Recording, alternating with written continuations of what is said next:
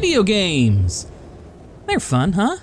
Today's games can be full of bombastic action, incredible interactive set pieces, and interesting and complex mechanics.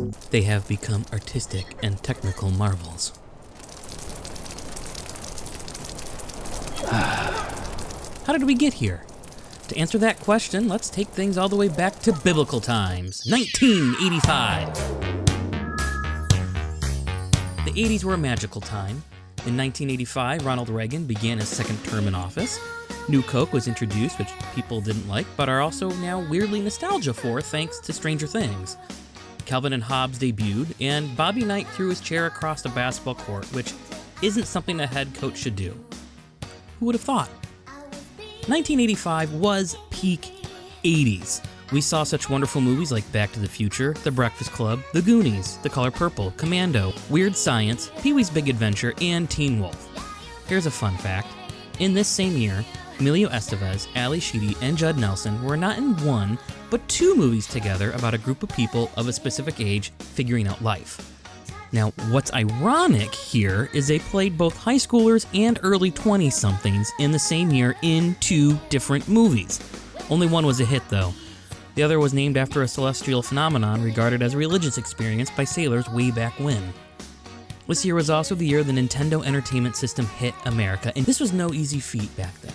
The home console market crashed just a couple years prior, and retailers were reluctant to sell video games. Consumers were just as trepidatious to buy.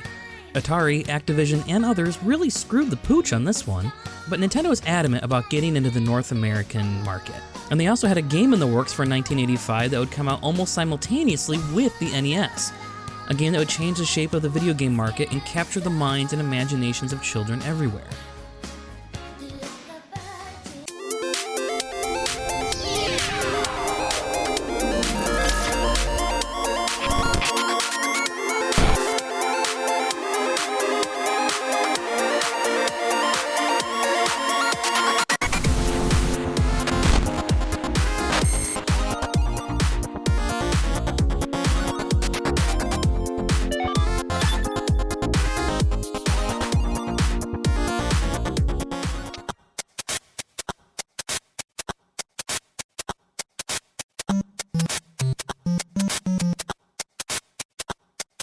This story has been done to death. I don't know how to add anything new to it, to be honest. So I'll just recap it shortly and succinctly for you kind folks, so you don't have to completely suffer through another amateur YouTuber's machinations on the origin of a gaming powerhouse.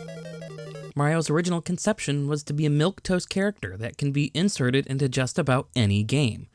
He was supposed to be like Homer Simpson, could and would have about every job under the sun. You know, I've had a lot of jobs. Boxer, mascot, astronaut, imitation crusty, baby proofer, trucker, hippie, plow driver, food critic, conceptual artist, grease salesman, carny, mayor, grifter, bodyguard for the mayor, country western manager, garbage commissioner, mountain climber, farmer, inventor, smithers, poochie, celebrity assistant, power plant worker, fortune cookie writer, beer baron, quickie mart clerk, homophobe, and missionary. He got his start as a carpenter in Donkey Kong, became a plumber in Mario Brothers, and was a construction worker in Wrecking Crew.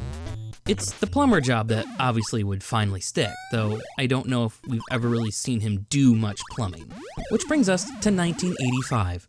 The Famicom in Japan was starting to show its age, and the American market needed a significant boost to appeal to consumers who were burned by the game crash. The Japanese Famicom was about to get the disk system, which would be a significant upgrade to the 8-bit hardware. Shigeru Miyamoto, the creator of Donkey Kong, was tasked with creating a swan song game on cartridge to show just exactly what could be done in the hardware. This could then point to what will be done with the added space the disk system will bring. It was to be a sign of the grand adventures to come in home console gaming.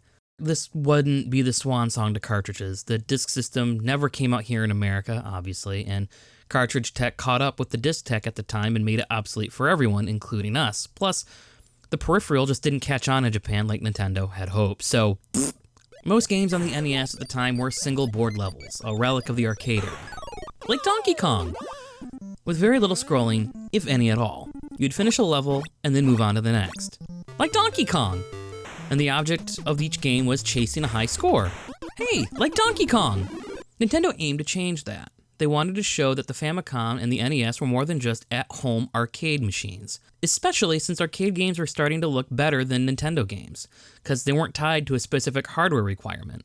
Miyamoto was tasked with just not creating a fun game, but an epic journey. Enter Super Mario Bros. While scoring was a component, it was no longer the goal.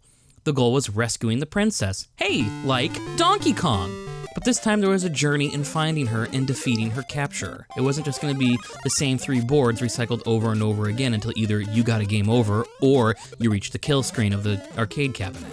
Along the way were secrets to find, obstacles to overcome, and new and exciting enemies to defeat as you got closer to Bowser's castle. When people got their hands on Super Mario Bros., it blew their minds. It was, to put it in professional technical terms, awesome sauce. Kids gravitated towards this. This made the NES a must-have item, largely in thanks to Nintendo's simplistic approach to game design. Super Mario Bros. Is built primarily around one core idea, jumping. And I know there's been a ton of videos done to death about this, but just bear with me. This popularized the platforming game genre, but back then Nintendo referred to Mario as an athletic game. Everything in the game is designed around Mario's jump, from obstacles to enemies to power-ups. Different enemies will react differently to your jump, forcing you to reassess how you approach each enemy. And different power-ups will either augment your jump, like giving you the ability to smash bricks with the Super Mushroom, or change how you use your jump, like the Fire Flower or Starman, which changes how you can interact and defeat enemies.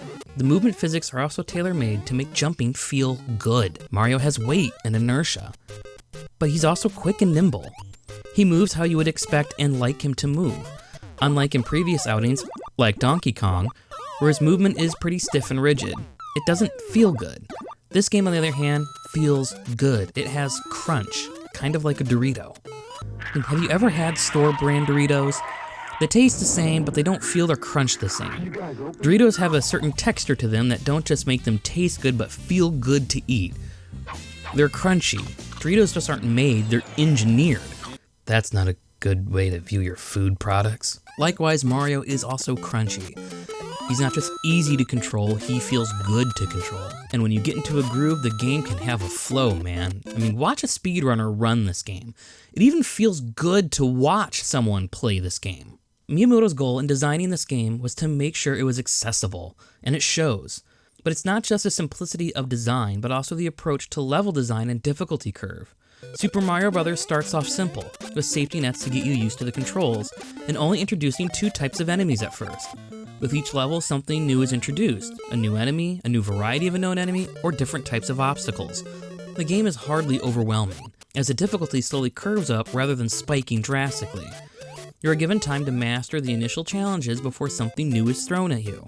This also keeps the game interesting and engaging. With each new level, there is always something new to discover. Add in the secrets for you to find to get extra lives or warp to other levels. Baby, you got a stew going.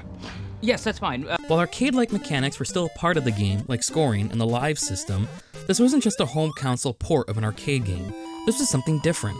It was an epic journey, a grand adventure with enemies to defeat, secrets to find, and a princess to rescue. The game sold 40 million copies. It was obvious that a sequel was going to be made.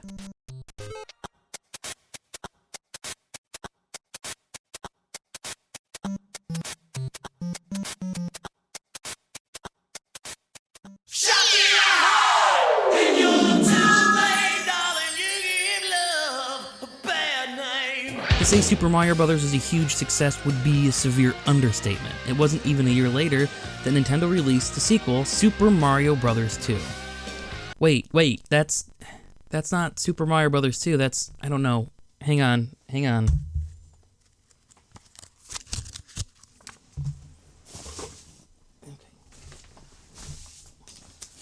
Hang on, I can't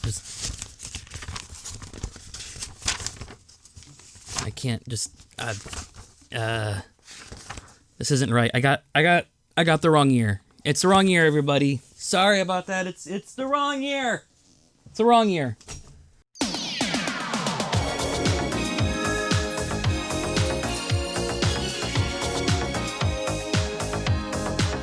This is the Super Mario Bros. 2 we all know and some love. But this isn't the same Super Mario Bros. 2 that came out in Japan 2 years earlier. It's actually a completely different game, obviously. I know we've all heard the story, and there are other YouTubers that have covered it more thoroughly than I. We won't get into the nitty-gritty details here because that's not the point of this. But at the same time, I can't discuss how Super Mario Bros. 2 helped define a Mario game without going briefly into how it came to be, so let's go back to 1986. Super Mario Bros. Was a hit, and very quickly afterward, the development team that created the NES game went to work creating an arcade version called Versus Super Mario Bros. Being an arcade game, it had to eat quarters, so the team took some of the levels they had from the original and remixed them to make them harder, and then created brand new levels as well that were difficult challenges. They had so much fun doing this, when they finished, they took this approach to developing Super Mario Bros. 2. They kept the graphics mostly the same as the first. They did a bit to kind of freshen them up, but the bulk of their time was spent on designing new challenging levels, and they were indeed challenging. Not even a year after Super Mario Bros. Came out, Super Mario Bros. 2 was released in Japan. Now, contrary to popular belief, Nintendo HQ didn't think this game was too difficult for American audiences. They didn't look down their noses and say, "Those American slobs, they will never have an appreciation or the patience to develop the skills to rise to the challenge that is Super Mario Bros. 2. Give them something else instead. Let them eat cake." In all actuality, this was Nintendo of America's call. Howard Phillips was working away at Nintendo of America. His job was to receive the games from Japan, play them, and evaluate them, and then decide which ones to localize for the American market.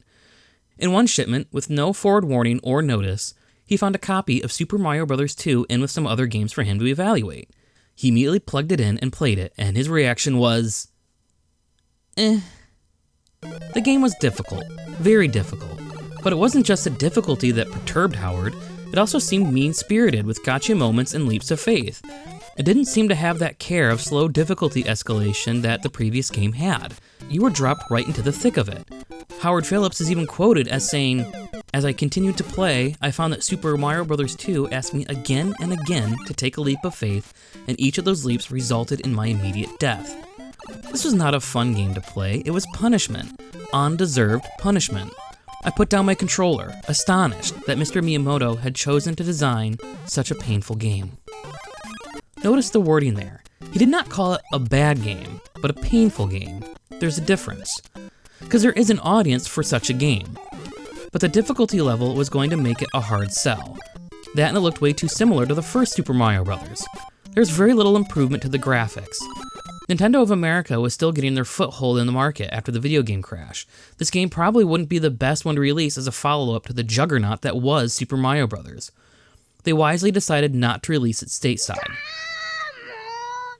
But they had to release something, and soon. Super Mario Bros. Was huge, and not having a sequel would be insane, especially with Super Mario Bros. 3 on the horizon. You can't just skip Super Mario Bros. 2, it'd create confusion. So they politely asked Nintendo to adapt another game that felt like a Mario game into a proper Mario game. This is where Doki Doki Panic comes into the picture. This game was made in partnership with a Japanese TV network called Fuji Television Network. The game was made to promote their Big Summer TV Festival. The playable characters were mascots created by Fuji Television Network to be part of the big event. The game was a promotional tie-in.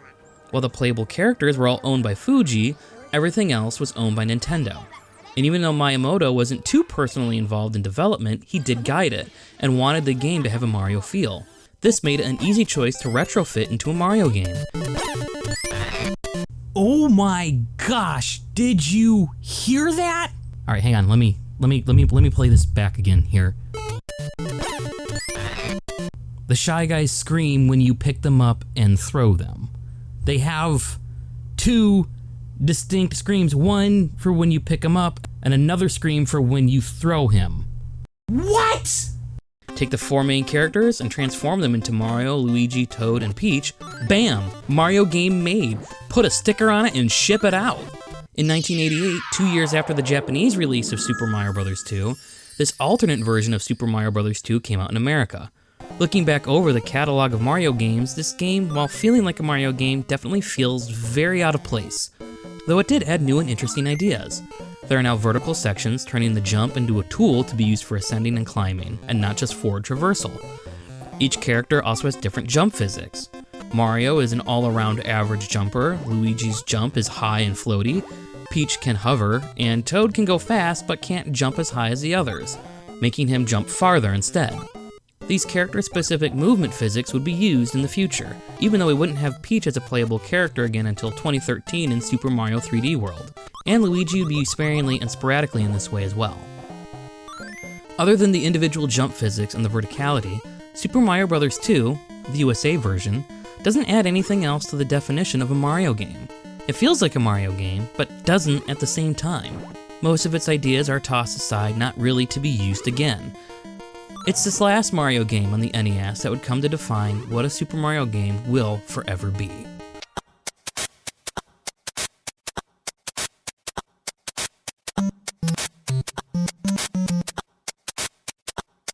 You can't touch this. You can't touch this. You can't touch this. By the turn of the decade, the Nintendo Entertainment System was becoming old news. By the end of the 80s, competitors were encroaching on Nintendo's doorstep.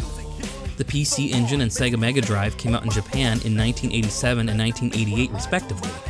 They were 16-bit consoles supporting better graphics and bigger games. They quickly reached American shores in 1988 and 1989 as a TurboGrafx-16 and the Sega Genesis. Nintendo now needed to play catch-up and started work on developing their own 16-bit console. But it was going to be a couple years behind the other guys, so they needed to show why they were still the king of video games. Thus comes the Nintendo Entertainment System's magnus opus. Super Mario Brothers 3!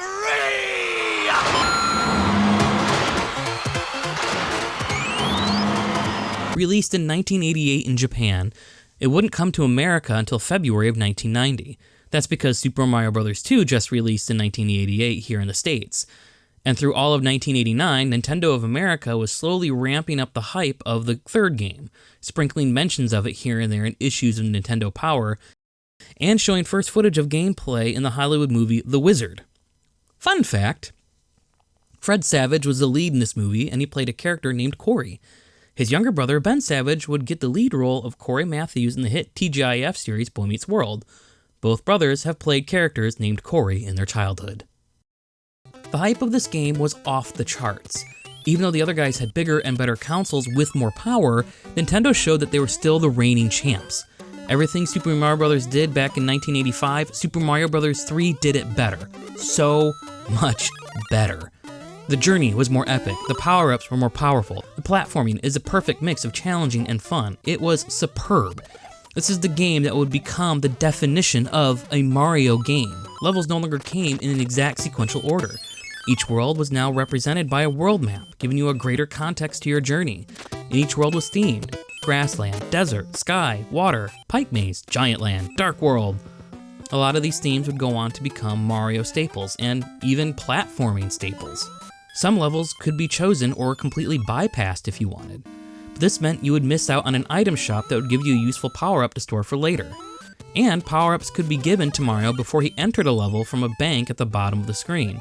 This way you could make sure you entered a level with the right ability equipped to give yourself an advantage. This little bank would also house items that could help you in the overworld maps, such as skipping levels, warping to different worlds, or putting roaming enemies to sleep. Or even using a hammer to smash rocks and find shortcuts through the map. More enemies were introduced, bosses and sub-bosses were added. The final fight with Bowser took the jump mechanic and reversed it.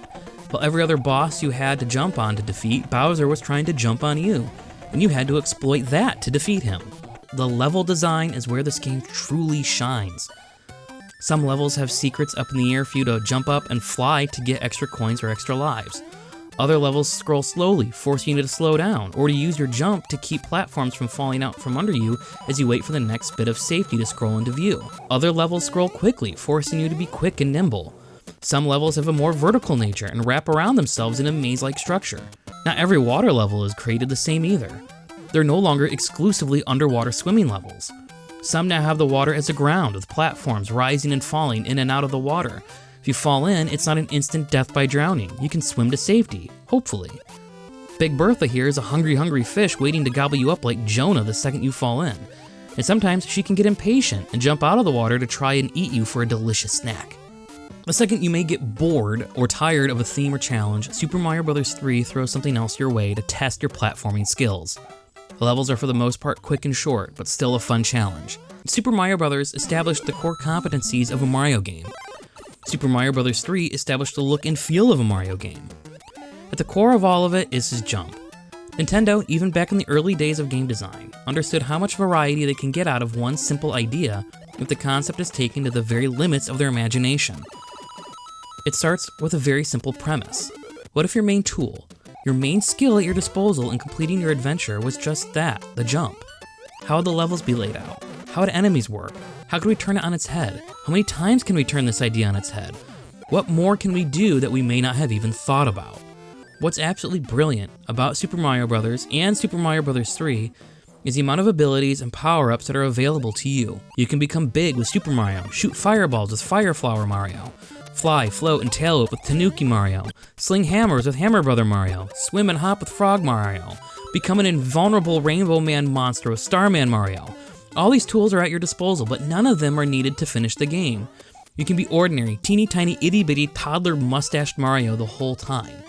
The only thing you need to do to complete your adventure is jump. Except for a couple levels where you do need to have the Tanuki Leaf, but I stand by my statement. Everyone wants to talk about Mario. It's his world. The rest of us just live in it, right? 1991. The 80s have given way to the 90s, the Cold War ended with the fall of the USSR, NASA launched the Hubble telescope, and pop culture cinema classics were still being pumped out on the regular, cementing some franchises that for some reason are still going strong today. Like seriously, there hasn't been a good Terminator movie since T2 back in 1991. Almost 30 years ago, and they're still trying to make it work? Why? By this time, the Nintendo Entertainment System was becoming old news. Out with the 8-bit, in with the 16-bit. Welcome to the Super Nintendo Entertainment System. Superpower. Nintendo needed a familiar face to launch their new console. It would need to showcase what the Super Nintendo can do that the regular Nintendo just couldn't. So, here comes Super Mario World. A game with what I think has one of the most insane premises, almost more insane than Death Stranding. You play as an Italian plumber from Brooklyn riding a Japanese dinosaur named Yoshi through a land made of chocolate, vanilla, and donuts to rescue a humanoid princess of mushroom people from an evil dark magic turtle. How eclectic.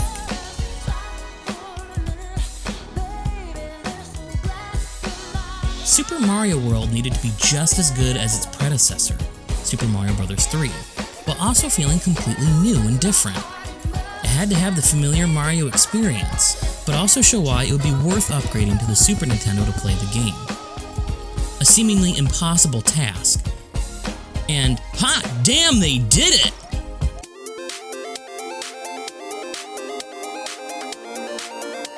But he gets iconic everywhere. My mustache. Oh, My absolutely. iconic mustache. It precedes you into the room by about 30 seconds.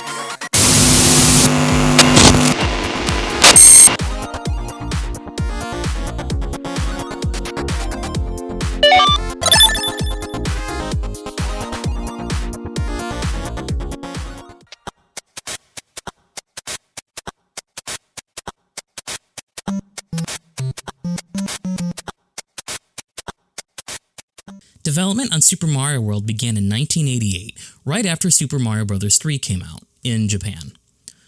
Shigeru Miyamoto produced with Takahashi Tezuka directing, and the team had a challenge: create a new Mario game to showcase the power and performance of the upcoming new hardware, the Super Nintendo. And they didn't do that. They did some things. Obviously, there are more colors and details. They use a transparency effect on layers, along with stretching and resizing sprites. And Koji Kondo utilized a new sound chip to create new memorable tunes, all based off the same melody.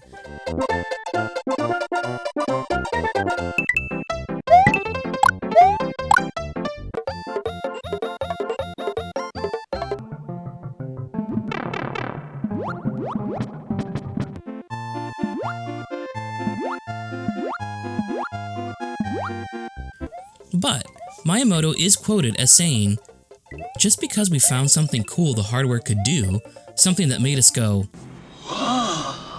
if it ruined the balance or flow of the game, we didn't want to include it." That is really amazing. Imagine the restraint that took.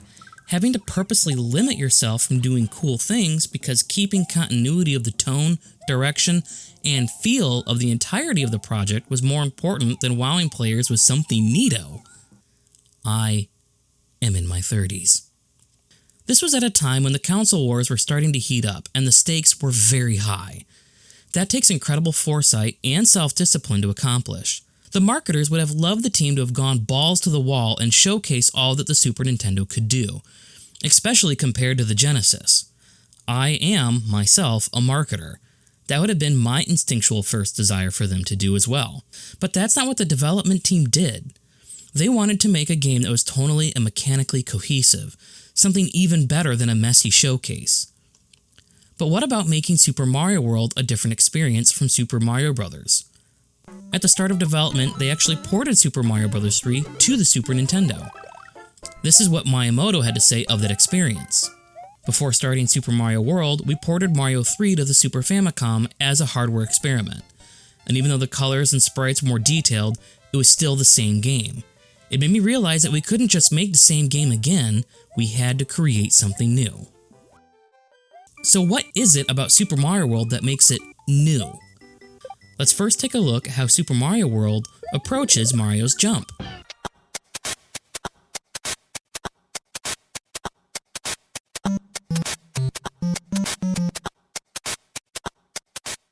The core of this game is the same as the core of the others before it. Mario is Jumpman. That's who he is. That is the main source of gameplay in a Mario game, jumping. That idea doesn't change in this installment. Instead, they redefine the context of his jump in a couple of ways. First, they added a secondary jump, the spin jump. Second, they redefined how familiar objects and enemies respond to your jump. Goombas and Koopas, for example, operate very differently from previous entries. Goombas are no longer mushroom-type creatures, but these bulbous monsters. Jumping on them doesn't squish them, it flips them over, making them carryable, throwable objects. And objects can now be thrown upward as well as forward in this game, adding another way to deal with enemies from below and for secret finding. Koopas no longer retreat into their shell either. Instead, they are thrown out of it and can be squished. Their shells are now empty and no longer a threat of a Koopa reappearing out of it. New enemies don't exactly react to jumps in familiar ways either. There's these dinosaurs that take 2 jumps, with the first one squishing them like a pancake, and then when squished, they move faster. Wigglers don't die when you jump on them. They just get very angry and once again begin moving much faster. Do not hop on Pop. And charging Chucks take several hits and you bounce wildly off their helmets, making it hard to control Mario to keep him on top of Chuck. Blocks are no longer breakable from below. Hitting them as either big or small Mario makes them spin for a moment. While spinning, the block is a passable surface, allowing you to jump through it. Once it stops spinning, it becomes a solid surface once more. Then there is the spin jump. Spin jumps don't have the height or distance of the regular jump, but this jump obliterates Koopas and Goombas into a puff of smoke. And spin jumps can also be used to jump on Spinies, Thwomps, and other objects without being hurt. You can't defeat these enemies this way, but it does prevent you from taking damage. The trade-off is you lose some control of Mario. He becomes a little sporadic and not as nimble. To use a spin jump in this manner requires practice and skill. And if you're Super Mario, you can spin jump on the blocks to break them, redefining how you will use it in secret finding. It's not about breaking from below this time, but breaking blocks from above. Flying works differently too. Instead of the Tanuki leaf, we have the cape feather. Mario can fly indefinitely if you time your button presses right to catch the wind, and his spin attack can now be continuous. Lastly, there is the biggest change to Mario's power-ups and moveset, an idea that Miyamoto had kicked around since the first Super Mario Bros. Game. He always wanted to give Mario a mount, but it wasn't feasible until the hardware caught up with his imagination. So now we get his faithful steed, a little dinosaur named Yoshi. Riding a Yoshi added a new element to Mario's moves. Jumping on enemies obliterated them like Mario's spin jump, but now you could also eat most enemies, with the majority just being swallowed. The Koopas would be held in Yoshi's mouth momentarily before being swallowed, and different colored Koopa shells did different things. Green acted like normal, spit them out and a shell became a projectile. Red shells became flames, blue shells give Yoshi the power of flight, and yellow shells give Yoshi a ground pound, which, I'll be honest, I never found useful. Each shell can only be used as long as Yoshi holds it in his mouth. The second he swallows a shell, the power-up is gone. And this can be spammed, of course, by gently spitting out the shell by holding down and pressing the attack button. This will not launch the shell, but just place the shell right in front of Yoshi. It can then be re-eaten to reset the swallow timer for the power-up. The red shell is the exception to this, since when you spit it out, it immediately turns into flames. Lastly, with Yoshi, if you're not going to make a jump, you can jump off Yoshi for additional height and distance, dooming Yoshi to a deadly fall, cause who cares? What was once familiar is now foreign. The Mario staples are redefined. His jump isn't just enhanced, it's overhauled. What's ironic about this overhaul is that they didn't overhaul the jump itself. It controls and behaves exactly as you would expect. They kept the language the same from the previous Mario games. The movement is familiar. The feeling is familiar. Instead, it was the context around the jump that changed. What you knew before is no longer true. Super Mario World is a different game.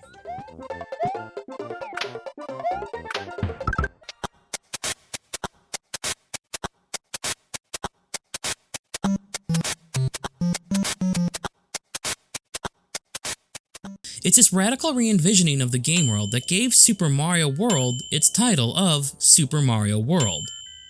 Duh.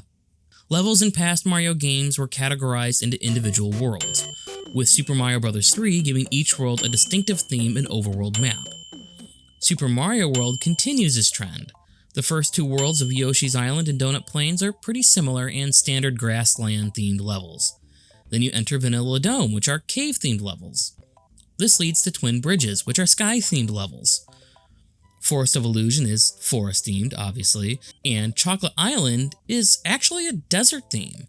And finally, there's the Valley of Bowser, which is similar to the Dark World theme. Kinda. They're actually just underground themed like Vanilla Dome. It's not really inspiring, to be honest, but there you have the worlds. Super Mario Bros. 3's worlds stood on their own with level choice and secret paths that led to shortcuts. Each world was an island unto itself. Super Mario World, on the other hand, is one continuous map, with obvious sections designating each individual world. But the worlds are also interconnected with each other to form a larger world, allowing you to move freely from world to world, and replay any level you see fit. It all feels like a cohesive whole. As you progress, you can see how each individual world fits into the larger world it inhabits. The inside of Vanilla Dome fits geographically with what we see on the outside of it, even down to the placement of pipes, which is quite clever.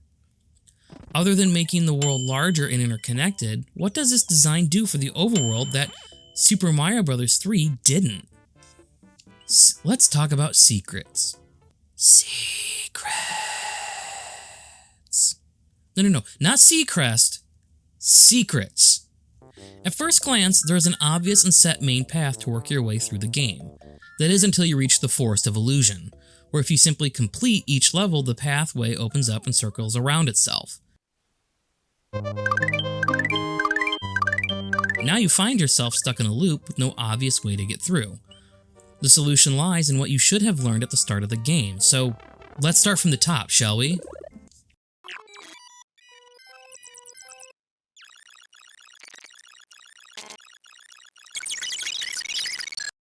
Wait, no. Too far. Can we, let's not go this far. Can we fast forward back a little bit? Let's reload to Super Mario World. You went too far. Okay, thank you. That's better. Jeez, interns, man. Right away, you find yourself at Yoshi's house. Yoshi's Island 1 on the left and Yoshi's Island 2 on the right. At a quick glance, it is obvious that the correct path is to the right. That leads to the castle, which we all know will be the last level of the world. The path to the left leads to a mountain of some kind off-screen.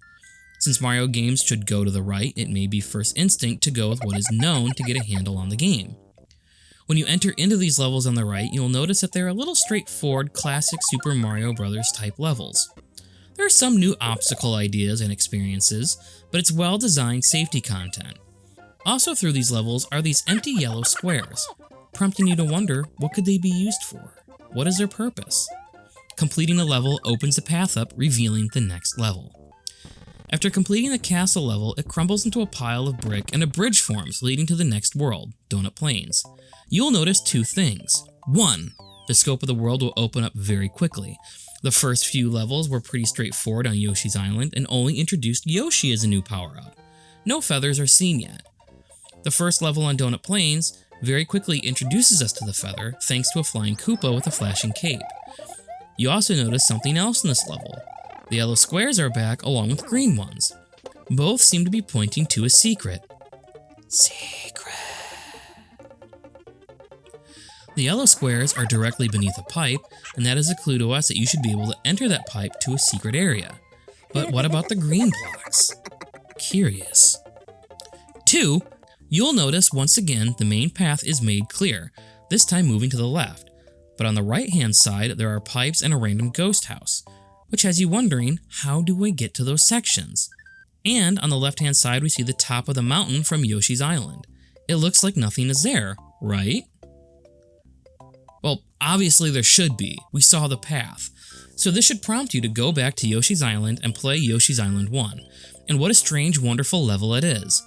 While the others were pretty run-of-the-mill Mario levels, except for Donut Plains 1, Yoshi's Island 1 has slanting platforms messing with Mario's physics, a giant bonsai bill being fired across the screen that you have to dodge, and those new dinosaur enemies that take 2 jumps to defeat.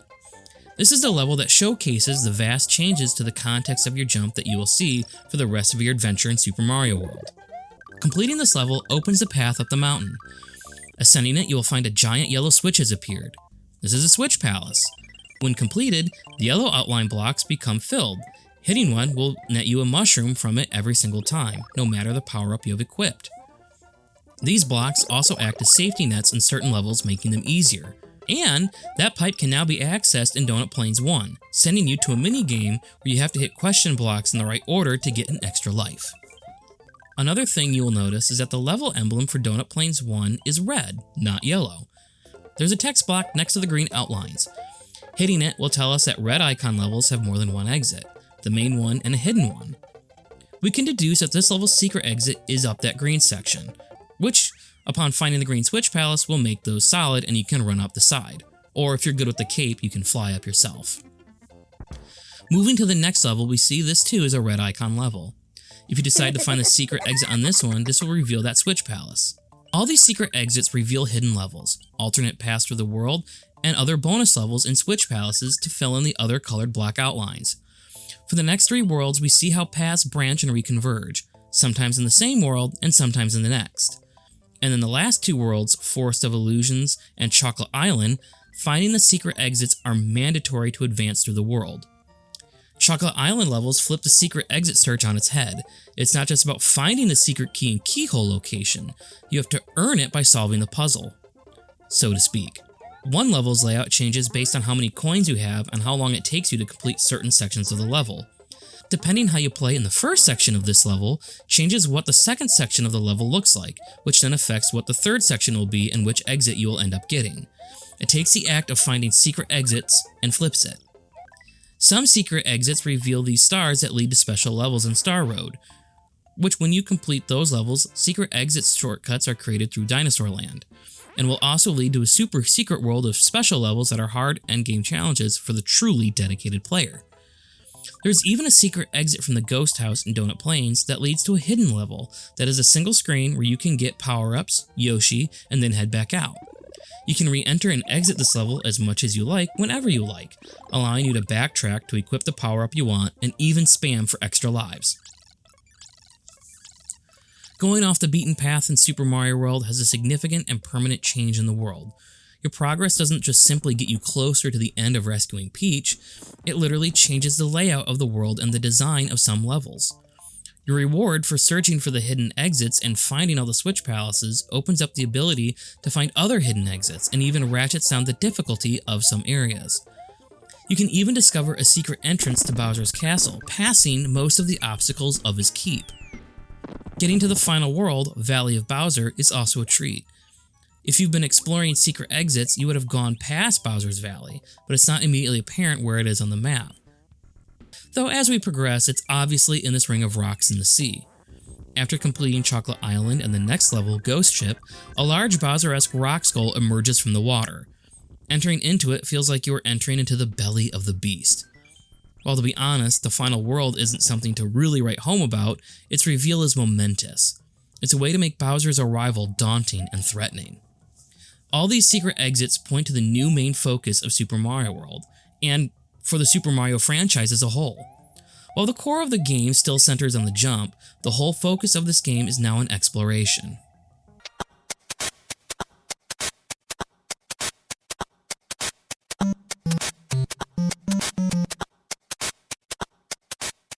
Super Mario Bros. Always had an element of exploration baked into it, but it didn't venture much farther into checking pipes, hitting every block, and sometimes exiting the viewable game area to find warp zones.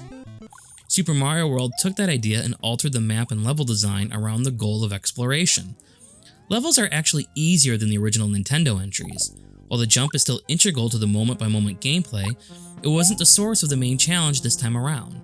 The challenge this time around wasn't fighting your way through the game, but finding your way through the game. It's why the last few worlds were focused on locating the secret exits to complete them. This is why they made the changes to how things react to your jump, and even how power-ups work. In Super Mario Bros. 3, while on the overworld, you could have a stock of different power-ups in your inventory to equip before entering a level. Super Mario World keeps one spare item available in a box at the top of the screen instead. If you take damage, you sadly go all the way back to regular Tiny Mario, even if you're powered up with a Fire Flower or Feather, which this was different in Super Mario Bros. 3. But if you have an item, like a mushroom, Fire Flower, or Feather in the box, it will release and float down the screen, enabling you to re-power up. Or you can press select to release the power-up yourself. You could be equipped with the Fire Flower and decide you needed to use a feather you have in reserve. When you grab the feather, the Fire Flower power-up you had reappears in the box, allowing you to switch back if you need to, as long as you don't take damage. It's clever and allows you to prepare and be able to switch power-ups on the fly as you go through a level. This was a joy found in Super Mario World. Every red icon level in Ghost House would have you replaying it to find the secret exits and bosses to open up new paths, discover new levels, new shortcuts, and even new colored Yoshis in the Star Road levels. For some of these levels and their secrets, you had to come prepared with the right power-up to discover its additional exit. The competition at the time had decided to focus on speed with its blast processing. Nintendo's response wasn't to raise the stakes and go faster. They took a completely different approach.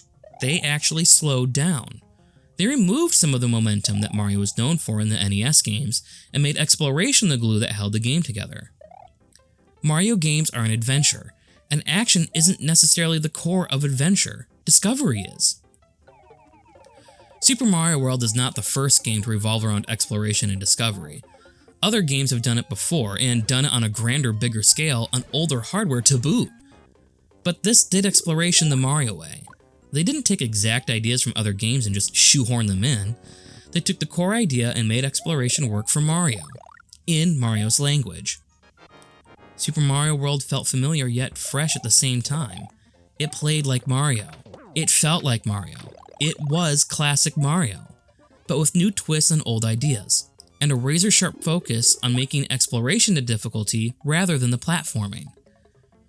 Not to say there were no levels with a focus on skilled platforming, there absolutely were, and the hardest of the platforming challenge levels were hidden in a secret world behind a secret star, which was hidden in a secret world discovered by finding secret stars, by finding secret exits, and secret levels.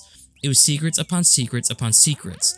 The reward for unlocking this exploration puzzle was a familiar challenge that Super Mario Bros. 3 players were looking for. The fact that it's hidden behind so many secrets proves my point, that the focus of this game is being on exploration, not just strictly platforming. Super Mario World is a different game.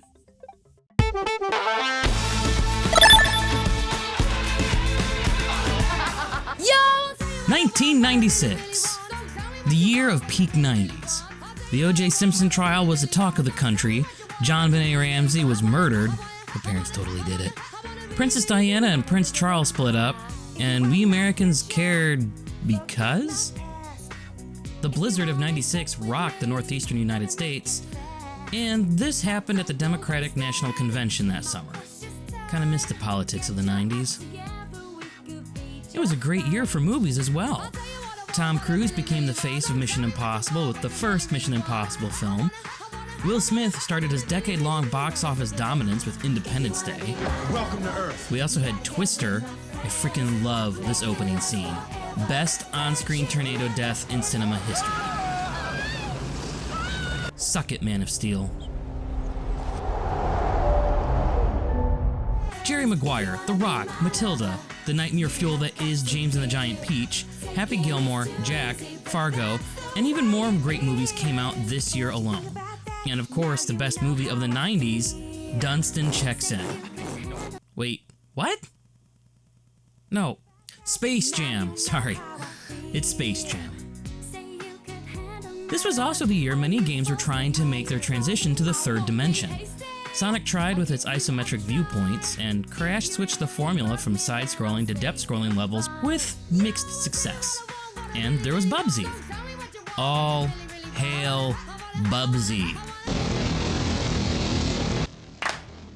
All glory to the Hypnotoad! There were many problems and obstacles to overcome when it came to switching to 3D for platformer games. It challenged the very core of basic game design at the time. Shooters made the switch mostly effortlessly by going into the first-person perspective, thanks to games like Doom, Wolfenstein, and Dark Forces that paved the way earlier. But platformers? There were so many problems to solve, caveats to consider. There is no way one could look at the issues, solve all the problems, and establish a brand new baseline from scratch to show not only how platformers, but just about any third-person action game should handle in the third dimension. There is just no way one single game could come up with a solution to almost every single problem the third dimension brought to game design. Oh, they nailed it! First try!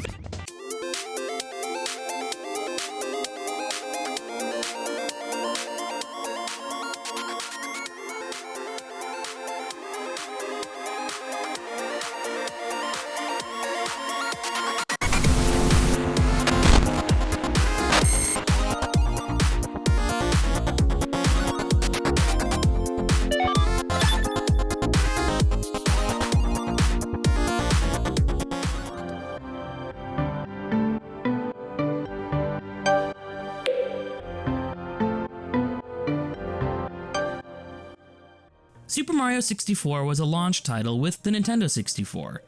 It's also the reason we have this monstrosity. How do I hold this? The game and console were developed kind of simultaneously. The Super Mario 64 team was actually a little worried about the feasibility of their game being playable on the hardware that was being developed. The game they were designing was running on high-end workhorse computer systems, and there was concern among them that a console costing just a small fraction of their workstation would not have the horsepower to process this new game they were designing. Thankfully, they were wrong once they got their games on final hardware. Super Mario 64 is hailed as a grand masterpiece, expertly designed, meticulous with its level building and movement set. It showed that Nintendo knew what it was doing the entire time. Except, none of that is true. Well, some of it. In reality, Nintendo was out of their element. Everyone was out of their element in this age of game design. 3D, while not brand spanking new, was a wild new frontier. Everyone had time to work and perfect 2D gaming for the past 15 years or so. Going from 2D to 3D in games is the equivalent to if movies went from silent black and white pictures to having both sound and color available at the same time. There are so many added variables introduced into creation, it can be extremely overwhelming. The film Becky Sharp was the first colorized movie in 1935, but it's Wizard of Oz that truly showcased what you can do with color.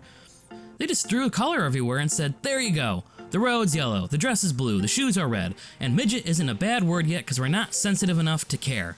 The very fact that Super Mario 64 is a masterpiece is an accident. I mean, they perfected the absolute basics for sure, but everything is just kind of thrown against the wall to see what would stick. It's an accidental masterpiece. Allow me to explain. While all this development of both hardware and debut software is happening simultaneously, it wasn't the controller that dictated Super Mario 64's control scheme. Rather, the controller was designed around the mechanics and game designs of Mario. It's the reason we have the analog stick, the Z button, and the 4 C buttons, which would be used to control the camera. And the reason we have 3 handles, because you were to grip it one way for 3D games and another way for 2D games, I guess. But no developer used a controller in this way, at least not that I know of. Anyway, Super Mario 64's influence would move beyond only influencing Nintendo's hardware and design philosophy. The effects of its success, commercially, critically, and technologically, would reverberate across the entire industry. Sony's PlayStation launched a full year before the Nintendo 64, 2 years earlier in Japan. Its addition to controller layouts was a secondary set of shoulder buttons, but everything else was spot on to what Nintendo designed first with the Super Nintendo. Super Mario 64, being a 3D game, needed a radically different control scheme, which required a radical new way to control the player's input direction. Out with a D-pad, in with the joystick. Within a year of the Nintendo 64's release, PlayStation followed suit with the release of their dual analog controller in 1997. Not just one joystick, but 2. But it wouldn't be until 1998 that a game came out requiring the use of both analog sticks, and it wouldn't be until 1999 that a game used a second analog stick to control the camera. Yet, Nintendo did it first, 3 years earlier with the C buttons, and GoldenEye would use a dual-stick shooter control scheme in 1997 if you plugged in a second Nintendo 64 controller into the second player port. They did dual-stick first-person control scheme 4 years before Halo did with the Xbox. Nintendo did it first. Again. Super Mario Bros. Revolutionized the video game medium in 1985. And just a little over 10 years later, Nintendo revolutionized the medium again, using the same franchise. They took the problems that were befalling all developers at the time and threw everything out the window that they knew. What worked in 2D wasn't going to work in 3D. And they knew they were going to have to get this right. In order to do that, they had to strip Mario back down to the basics and figure out how to get one thing right all over again.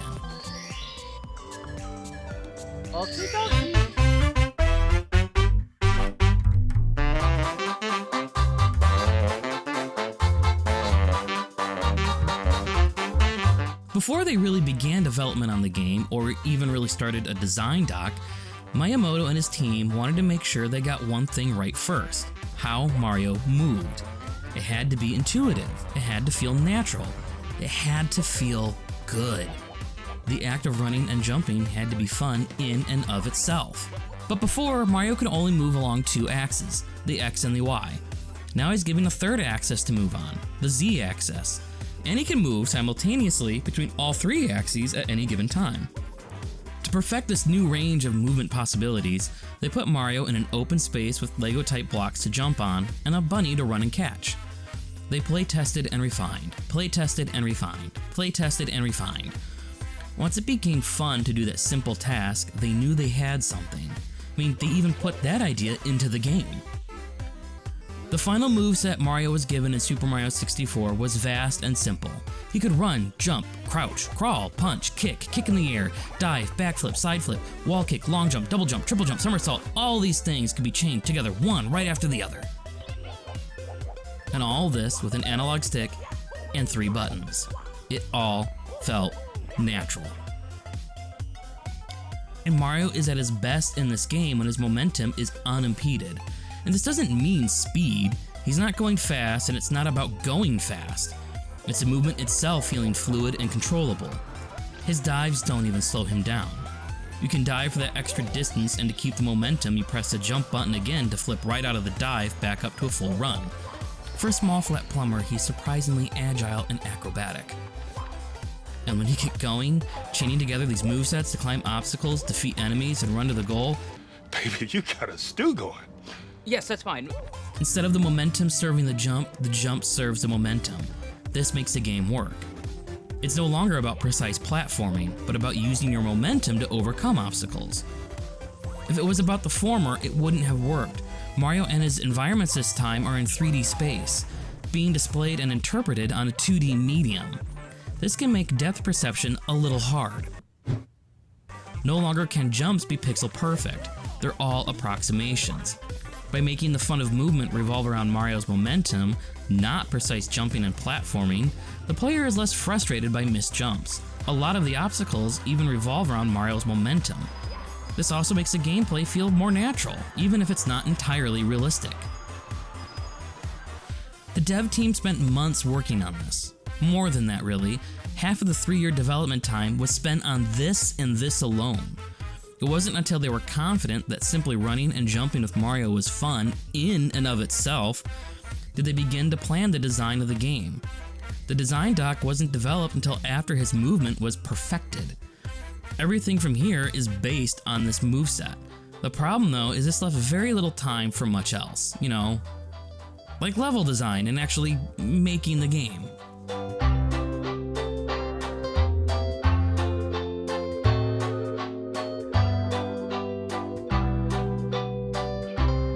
Originally, Nintendo had ambitious plans for Super Mario 64. They wanted to design 30 to 40 levels and use flagpoles at the end of each course.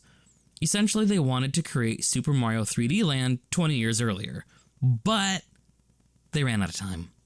And they were extremely limited by Nintendo's choice to stick with cartridges, so internal storage space was a problem as well.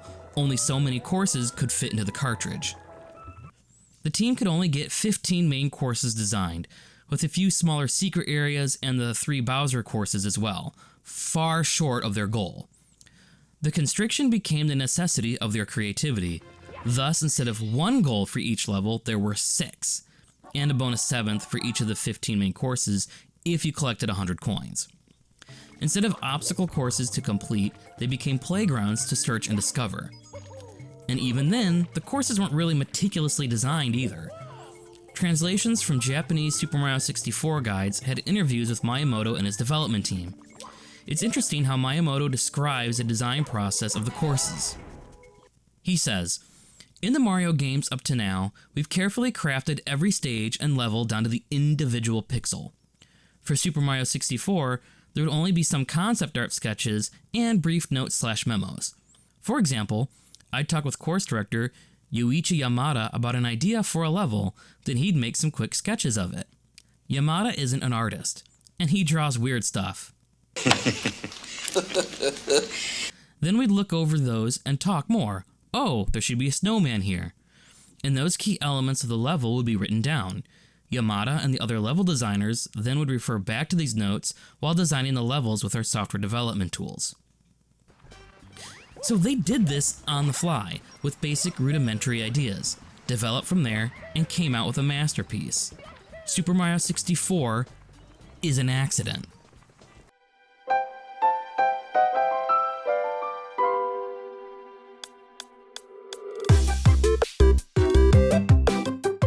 I want to clarify something here.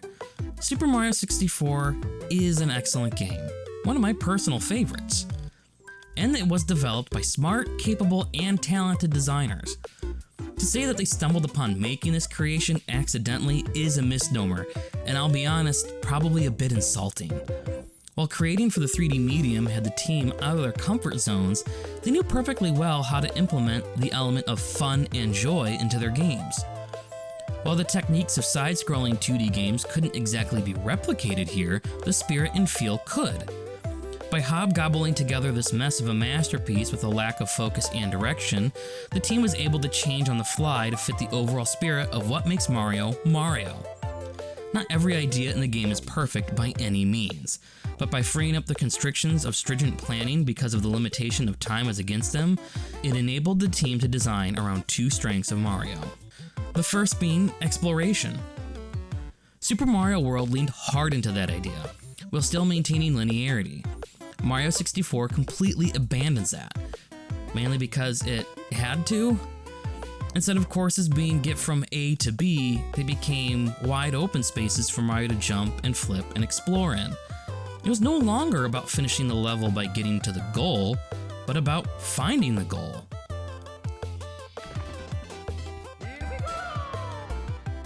This is why they introduced stars.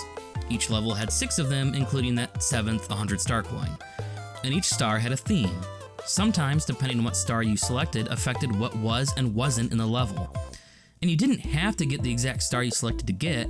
Just about every star is available to get, save for stars that are contingent on certain bosses, obstacles, or NPCs being available.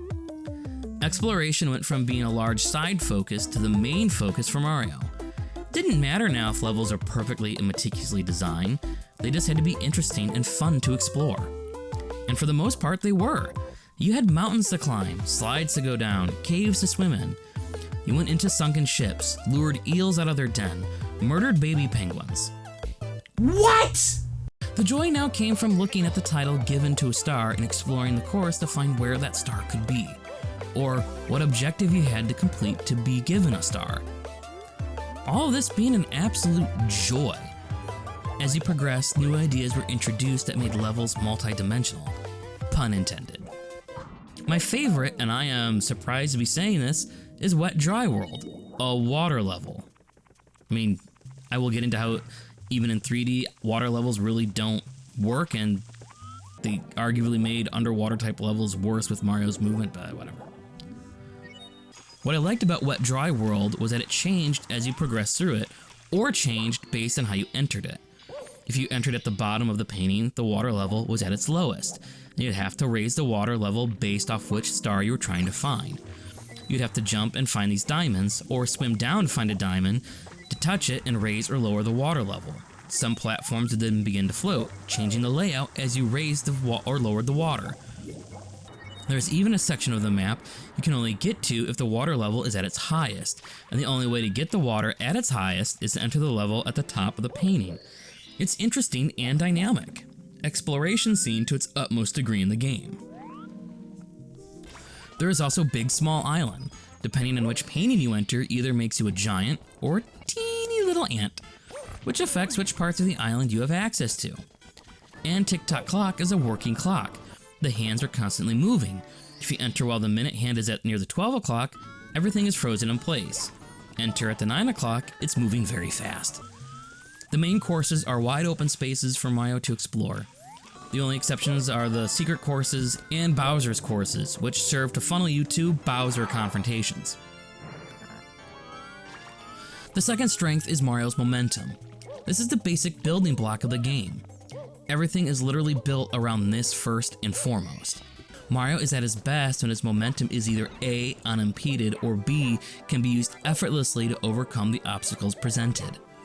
Mario 64 shines when a course allows for his momentum to be able to be used to carry him gleefully across the terrain, running to find that next star.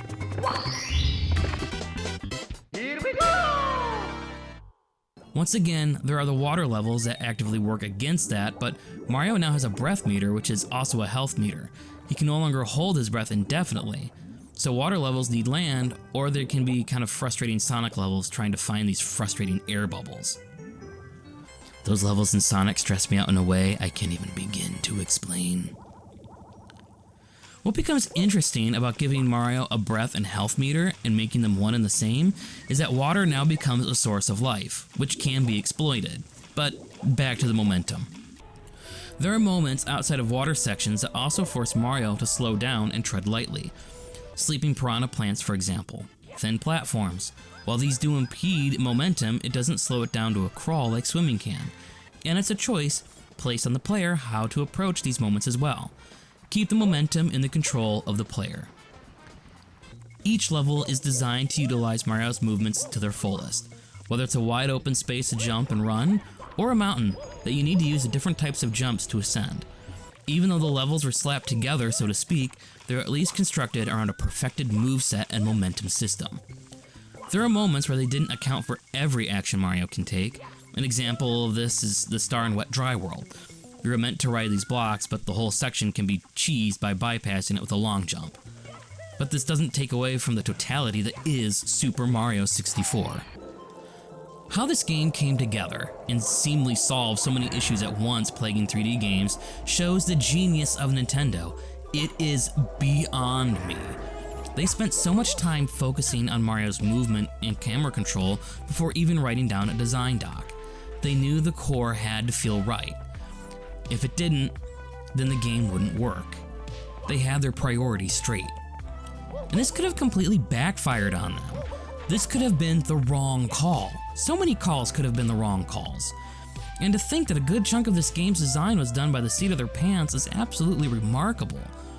This should have been good job for a first try. There should be a giant asterisk next to the word masterpiece when describing the game, saying it was a masterpiece for its time. While there are plenty of elements that can be described as good for its time, like the camera controls, most of the game still holds up even amongst modern standards. That is amazing. This was uncharted territory. They planned just enough and experimented and flew by the seat of their pants just enough to make it all work and come together just about perfectly. It keeps the spirit of Mario, while also redefining what a Mario game is in a 3D medium. While future and current Mario titles have fixed most, if not all, the technical and mechanical issues that plagued this first outing, it still has no business being as good as it is. This masterpiece of a game shouldn't exist. It should not still be lauded as a masterpiece, yet here we are. It still is, and it totally deserves an accolade. Super Mario 64 is an accident.